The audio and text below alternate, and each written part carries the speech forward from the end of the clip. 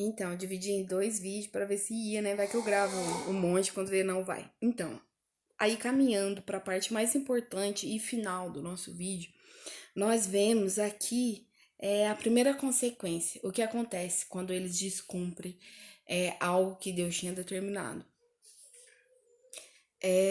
Eles percebem, cai a venda dos olhos dele, os olhos deles se abrem, né? E eles percebem que estava nu. Naquela hora vem o sentimento de vergonha. Eles viram que ele estava nu e eles viram que tinha feito alguma coisa errada. Eles viram, né? Eles tiveram o conhecimento do mal. Eles sentiram o mal que tinham feito e foram tentar consertar aquilo que eles tinham feito.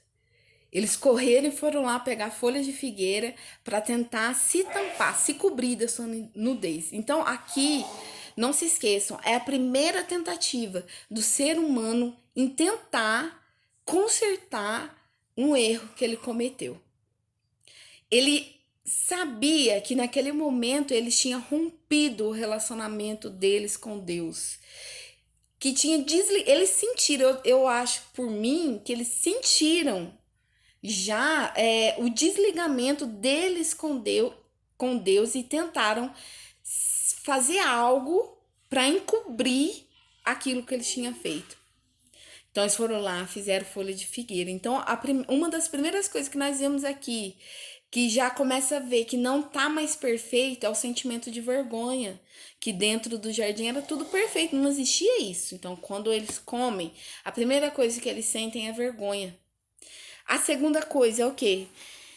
Quando soprava a brisa do entardecer, o homem e sua mulher ouviram Deus, Senhor Deus, caminhando pelo jardim, aqui em Gênesis 3 e 8.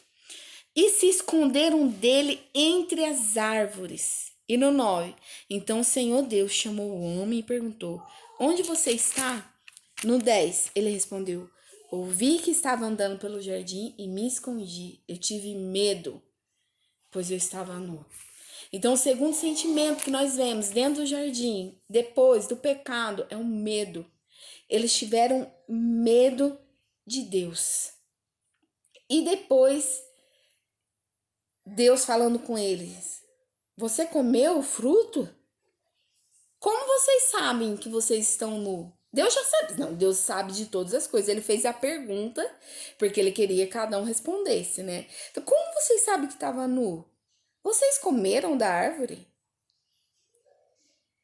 E observação, foi Adão e Eva tentaram consertar o erro, mas em algum momento eles foram atrás de Deus para pedir perdão.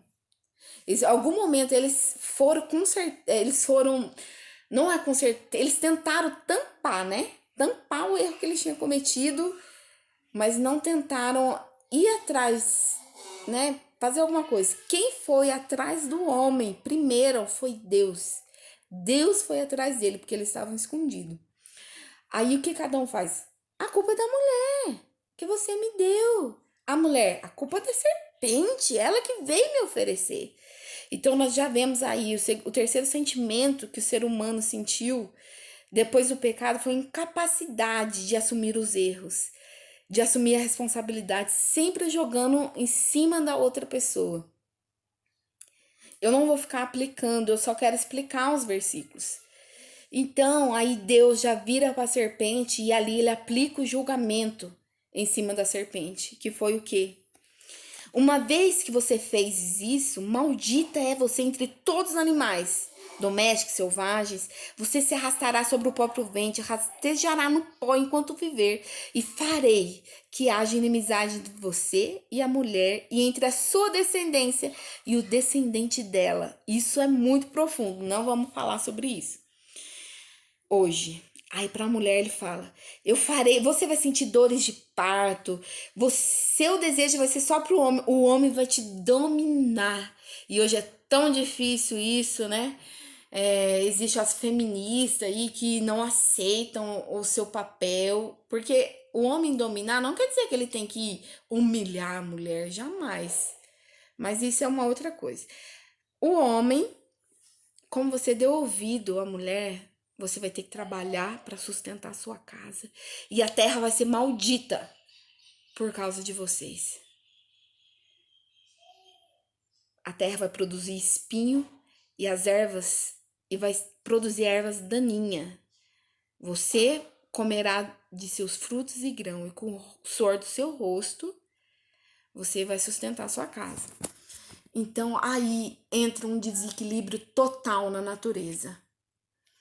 Antes, não existia maremoto, não existia tsunami, não existia coronavírus, não existia pandemia, não existia. Tudo isso entrou com o pecado. Toda a natureza foi desequilibrada com o pecado. Teve consequência, lá em Romanos 8 fala que a natureza geme até hoje por consequência do pecado. E nós, juntamente com nós gememos por causa do pecado.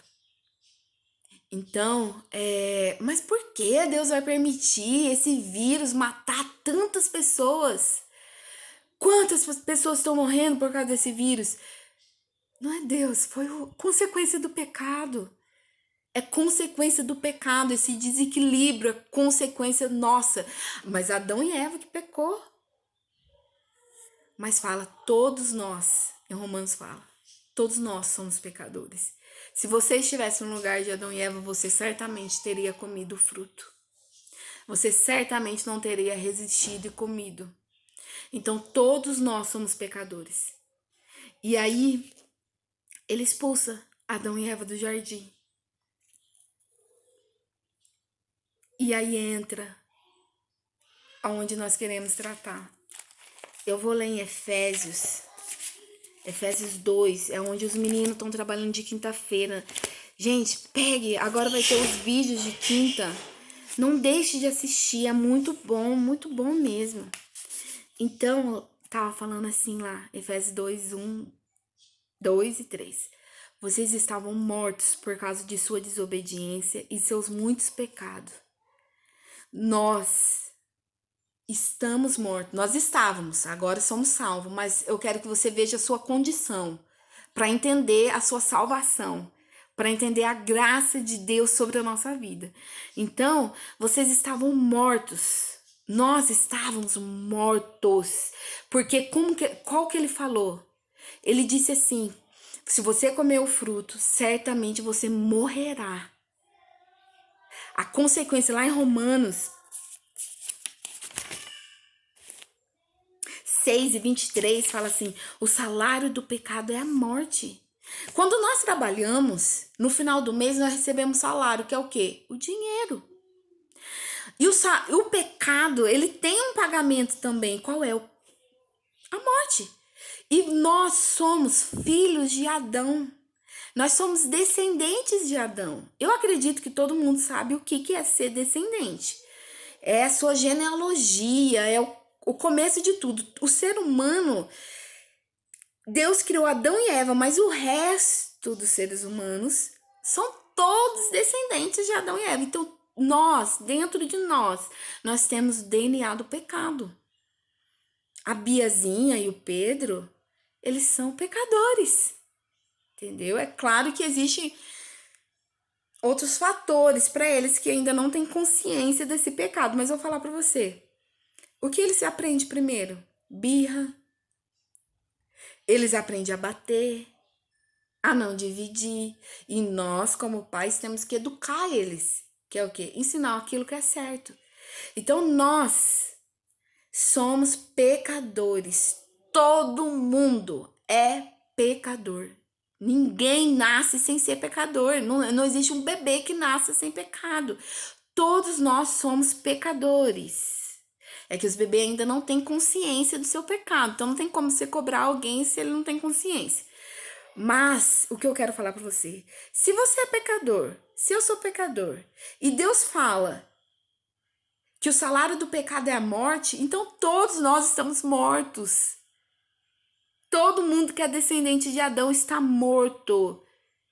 Está separado de Deus. Todos nós estamos separados. O relacionamento que ele tinha, a ligação que ele tinha com Adão foi quebrada no momento que Adão e Eva pecaram. No momento que entrou o pecado. Por quê? Deus é justo. Deus é perfeito. Ele não tem como ele ter contato com o pecado. Não tem como ele viver com o pecado. Ele é justo. A justiça dele não é que nem justiça humana, que às vezes falha. A dele é perfeita. Então, existe consequência do pecado. E se a consequência do pecado é a morte, todos nós estamos mortos. E afastados de Deus. Todos nós estamos longe de Deus. E como nós mortos, conseguimos fazer alguma coisa para nos salvar disso. Algum morto dentro do caixão, ele consegue fazer alguma coisa para se salvar daquele caixão? Se acontecer de um morto ressuscitar, quem que ressuscitou foi Deus. Não, nenhum ser humano consegue fazer algo para um morto. E nenhum morto consegue fazer alguma coisa para si mesmo. Então, o que eu quero deixar bem claro, que nós não conseguimos nos salvar. Então, não tem como. O que você pode fazer para se salvar? Eu posso orar mais, eu posso ler mais. Não, você não consegue fazer nada para se salvar. Um morto não faz nada para se salvar. Eu quero deixar bem enfático isso. E outra coisa que eu quero falar bastante para vocês. Nós temos uma natureza pecaminosa. Porque a nossa tendência como humano é jogar toda a nossa culpa no diabo. Eu errei porque o diabo é o diabo. Sai daqui, diabo. Não sei o que é o diabo. O diabo, ele vem nos tentar conforme a minha fraqueza. Vamos supor, o diabo, ele não vai oferecer uma coisa para você que ele sabe que você não vai querer. Ele vai oferecer aquilo que você já tem tendência a aceitar. Se você gosta de mentir, ele vai criar situação para você mentir. Se você gosta de desobedecer seus pais, ele vai criar situações para que você desobedeça. Então, o diabo ele vai fazer com que a sua natureza erre mais e mais e mais e mais. Então, o que eu quero falar? Que sem mesmo o diabo, nós, seres humanos, caminhamos para aquilo que é mal, para aquilo que é errado. Ah, mas eu faço bem. Eu não bebo, eu não fumo. Eu tento fazer tudo que é certo. Não importa. Você é filho de Adão. Se você é descendente de Adão, você é pecador. Você está morto. Então aqui Efésios fala assim. Efésios 2:2. Nós, nos quais costumávamos viver como o resto do mundo, obedecendo ao comando dos poderes do mundo visível. Nós vivíamos, né? Como o mundo vive, morto no pecado aí, fazendo tudo que quer, tudo que quer. Obedecendo ao comando dos poderes do mundo invisível, que é o quê? A tentação do diabo, fazendo aquilo que ele quer. Ele, o Espírito que opera no coração dos que recusam obedecer. Todos nós vivíamos desse modo, seguindo os desejos ardentes e as inclinações da nossa natureza humana, que é o quê? Pecaminosa. Eram, por natureza, merecedores da ira, como os demais. A nossa natureza é pecadora. Uma pessoa sem Deus não consegue não pecar. Uma pessoa com Deus também ela peca, mas existe uma diferença que a gente vai abordar outro dia. Hoje o que eu quero falar para vocês, a nossa condição humana, a nossa condição de pecado, a nossa condição de miséria, a nossa condição afastada de Deus. Deus não tem como o pecado viver com Deus, não tem como um morto estar perto de Deus, não tem como. Deus odeia o pecado, porque como ele é um Deus justo, como ele vai amar o pecado? Se o nosso filho erra, como eu vou amar aquilo que ele está praticando? Deus é amor, e nós vamos abordar sobre isso. Mas nós não tem como nós ver o tamanho do amor de Deus se nós não vemos o tamanho do nosso pecado, o tamanho da nossa condição. Então, o que eu quero falar para vocês, né? Todos nós somos pecadores e nós não alcançaremos o padrão da glória de Deus. Nós não, como seres humanos, nunca vamos conseguir fazer algo para nos salvar dessa condição de morte, dessa condição de pecado. E nós, como seres humanos, descendentes de Adão, filhos de Adão. Por que filhos de Adão? Filhos de Adão, porque ele foi aonde pecou, né? Nós somos descendentes desse pecado.